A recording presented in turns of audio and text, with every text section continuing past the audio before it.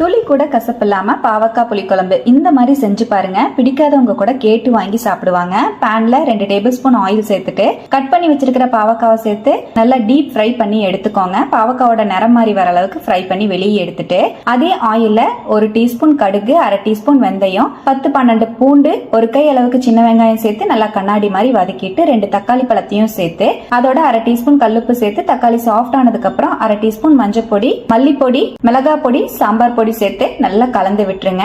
இதோடவே lemon size அளவுக்கு புளிய கரைச்சு சேர்த்துட்டு தேவையான அளவுக்கு உப்பு சேர்த்து நல்லா கலந்து விட்டுக்கோங்க. நல்லா கொதி வந்ததுக்கு அப்புறமா நம்ம வறுத்து வச்சிருக்கிற பாவக்காவை சேர்த்து நல்லா கலந்துட்டு 1 கொத்து கருவேப்பிலை சேர்த்து ஹை ஃபிளேம்ல வச்சு 1/2 கப் தண்ணி சேர்த்து நல்லா குழம்ப கொதிக்க வச்சுக்கோங்க. மூடி வச்சு நல்லா எண்ணெய் எல்லாம் பிரிஞ்சு வந்ததுக்கு அப்புறமா ஸ்டவ் அணைச்சிட்டு 1/2 டீஸ்பூன் அளவுக்கு பெருங்காய பொடி சேர்த்து நல்லா கலந்து விட்டுட்டீங்கன்னா டேஸ்டியான பாவக்காய் புளிக்குழம்பு ரெடி. துளி கூட கசப்பே இருக்காது. கண்டிப்பா ட்ரை பண்ணி பாருங்க.